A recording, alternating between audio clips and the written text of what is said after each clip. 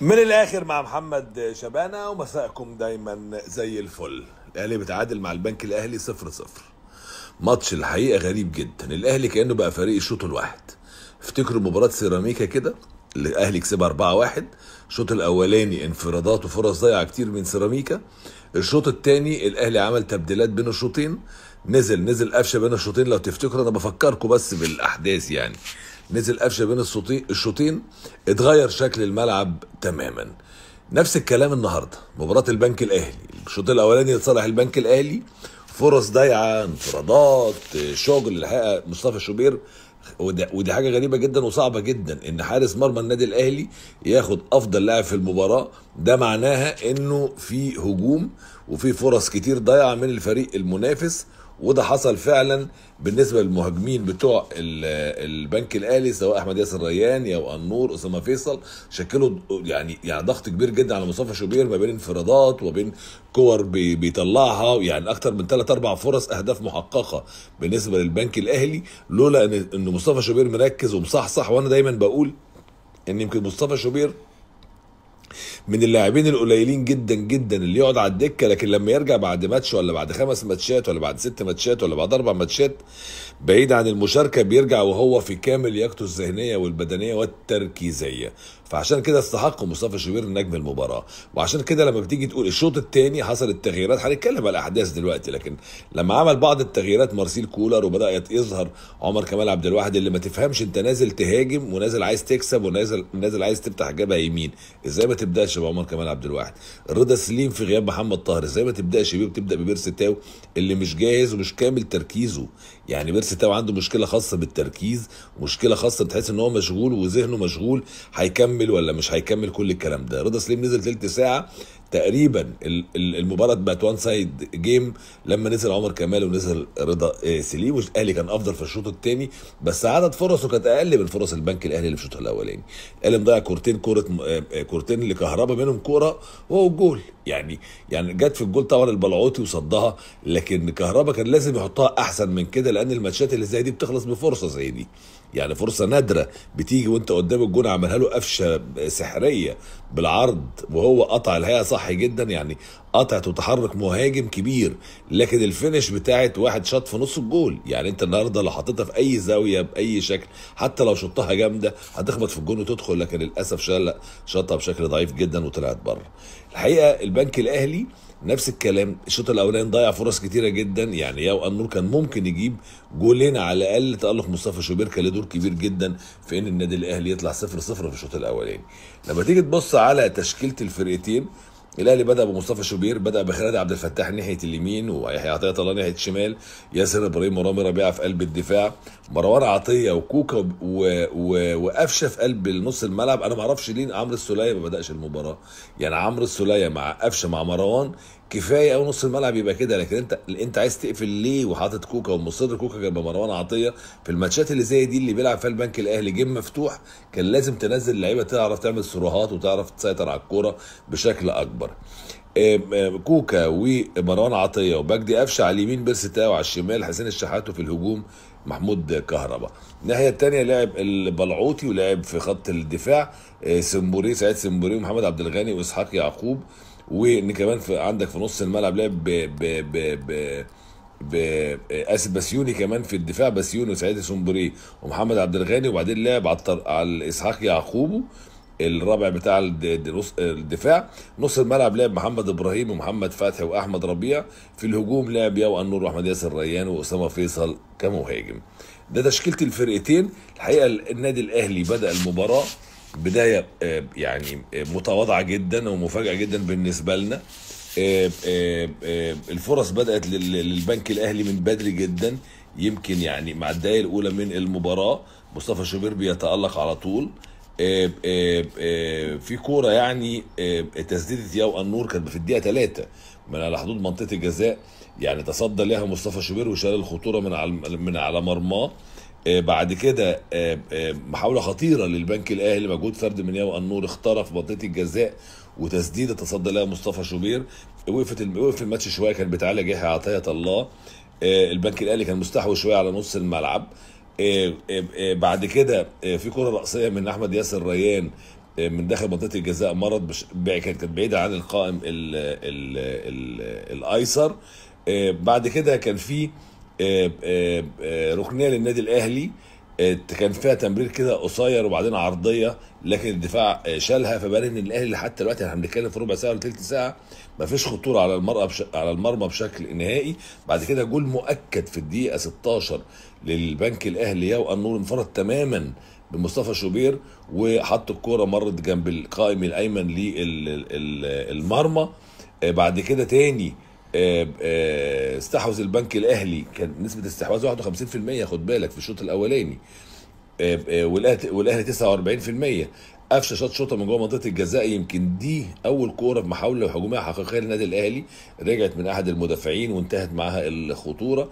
كان في خطا لصالح البنك الاهلي في وسط الملعب من جهه اليمين ضد محمد مجدي قفشه، لكن الامور مرت على الاهلي بسلام. هدف محقق ضاع للنادي الاهلي، تسديده من حسين الشحات انفرد تماما بالمرمى، تصدى لها عبد العزيز البلعوطي، يمكن دي اخطر فرصه او الفرصه الوحيده للنادي الاهلي في الشوط الاولاني، انقذ مرمى البلعوطي الحقيقه ببراعه شديده جدا. بعد كده كرات متبادله بين الفرقتين ومجهود فردي متميز من بيرسي تاو في اخترق منطقه جزاء البنك الاهلي من جهه اليمين، لكن عبد العزيز البلعوطي قدر انه يتدخل في الوقت المناسب وشال الكوره الى ركله ركنيه نفذها يحيى عطيه الله، اتلعبت بالعرض، دخل ياسر ابراهيم براسه لكن كانت جنب القائم اليمين. اتصاب احمد ياسر ريان وبعد كده اتغير، كان يعني اتصاب اصابه قويه شويه. بعد كده خرج احمد ياسر ريان بعد ما جاله اصابه في الكتف ونزل مكانه جريندو، ومشيت الامور بتمريره هنا وتمريره هنا، وكان في كورنر للنادي الاهلي نفذها اسحاق يعقوب بالعرض، لكن ابعدها الدفاع الاهلاوي الى الاوت، يعني الى التماس. بين الشوطين نزل عمرو السوليه مكان احمد نبيل كوكا، وكان السوليه له دور في تغيير شكل فرقه النادي الاهلي. مع بدايه الشوط الثاني بان ان الاهلي بيسيطر اكتر، والاخطاء بدات تظهر على البنك الاهلي. في الدقيقه 60 تقريبا البنك الاهلي بعد تماما عن اجواء المباراه، لياقته البدنيه نزل خد الاول كده 10 دقائق في محاولات من البنك الاهلي عن طريق جريندو، وحاول يوقع النور في كوره كده يسيطر عليها ما عرفش، لكن بعد الدقيقه 60 سيطر النادي الاهلي تماما على المباراه يعني. وكان في اكتر من كره عرضيه من يحيى عطيه الله. الاهلي على فكره جاب جول برضو عن طريق رامي ربيعه، لكن الحكم الغى الهدف، وكان في وقت قاتل على فكره، يعني الجول ده كان في وقت قاتل الغاء الحكم محمد الحنفي. كان ممكن الجول ده يقلب الترابيزه لصالح النادي الاهلي، لان كان هي فاول قبليها الحقيقه. قبليها كمان كان في هدف محقق تمريرات متتاليه، اللي انا كنت بقول لكم الكره بتاعت كهربا اللي انفرد، الكره جات له هو والجول، لكن الحقيقه شاط الكره في البلعوطي. الحكم الغى هدف لصالح رامي ربيعه. والتغييرات بتاعه النادي الاهلي اللي عملها، نزل عمرو السوليه مكان احمد نبيل كوكا، نزل كمان ده كان بين الشوطين، نزل كمان عمر كمال عبد الواحد في دقيقه 71. تغيير غريب جدا، من بدري كان لازم ينزل عمر كمال عبد الواحد مكان خالد عبد الفتاح. نزل رضا سليم تألق في الثلث ساعه اللي لعبها مكان بيرسي تاو، وفي الاخر اضطر ينزل بمحمد سمير او سمير محمد المهاجم الجديد مكان حسين الشحات، ونزل محمد مجدي قفشه خرج ونزل كريم الدبيس. وبعدين حصلت شويه لخبطه كده في الملعب، ونزل كريم الدبيس عشان يعمل جبهه على الشمال مع يحيى عطيه الله، ونزل سمير عشان خاطر يبقى مع كهربا في قلب الهجوم. لكن انت تحس ان مراكز اللعيبه ما كانتش مفهومه في الربع الاخير من المباراه، يعني تحس كده ان مراكز لعيبه الاهلي كانت متلخبطه والدنيا مش مظبوطه. والحقيقه تغييرات الكابتن طارق مصطفى كانت جيده، في اخر 5-6 دقائق نزل مدبولة عشان يحاول يسيطر شويه على الكوره مكان محمد ابراهيم. قبلها كان مغير، نزل مصطفى ابراهيم مكان ياو النور اللي بعد تماما لياقته البدنيه ما اسعفتوش، ونزل اكا برده مكان محمد فتحي في الدقيقه 74. وكان عنده تغيير اضطراري جريندو مكان احمد ياسر ريان في الدقيقه 41. عايز اقول لكم انه شوبير اعتبره نجم هذه المباراه، تألق فعلا بشكل كبير جدا. زي ما قلت لكم الهدف اللي اتلغى بسبب لمسه الايد اللي حصلت على رامي ربيعه، فلغى الحكم محمد حنفي الهدف. الاهلي بهذا التعادل وصل للنقطه السابعه، النقطه الثامنه اسف، لسه مسيطر على القمه، لكن منتظر بكره مباراه المصري مع بيراميدز في ملعب المصري في السويس. المفروض اللي هيكسب منهم هيبعد الاهلي عن القمه، يعني المصري 7 بونت وبيراميدز 7 بونت، اللي هيكسب هيبقى 10 بونت.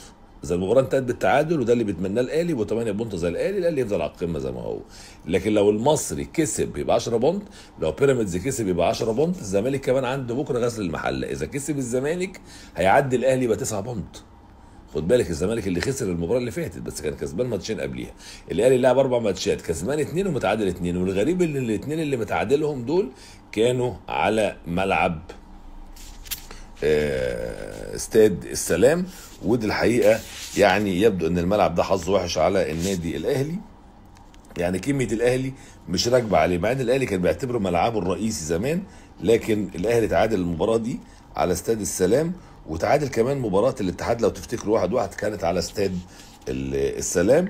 كان كسب زد في استاد القاهره 1-0، وكان كسب كمان سيراميكا كليوباترا قبل كده 5-2. قلت لكم 4-1 انا اسف، كان كسبه 5-2 في المباراه الشهيره اللي انتهت الشوط الاولاني فيها 2-1 لصالح النادي الاهلي، بس سيراميكا كان متقدم بهدف، والهيئه كان مضيع 3-4 تجوال في الشوط الاولاني.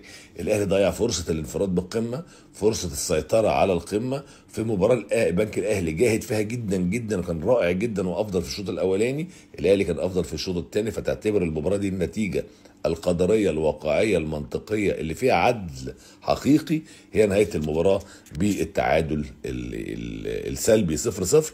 انما لازم تحصل وقفه من كولر، لان في لعيبه موجوده بره الخطوط افضل. رضا سليم ما كانش ينفع يقعد المباراه دي، عمرو السوليه كان لازم يبدا المباراه دي، عمر كمال عبد الواحد كان لازم يبدا المباراه دي، والثلاثه لما اتغيروا نزلوا في الشوط الثاني عملوا تغيير كامل في شكل النادي الاهلي. اعتقد ان فقدان النقط اللي في الاول ده هيعمل مشاكل كثيره جدا. الانديه بتحاول الموسم ده بالذات، لان انت عندك دور اولاني فقط 17 مباراه، بعد كده عندك دور ثاني عباره عن 8 مباريات، التسعه الاوائل لما يطلعوا لفوق والتسعه الاواخر ينزلوا لتحت.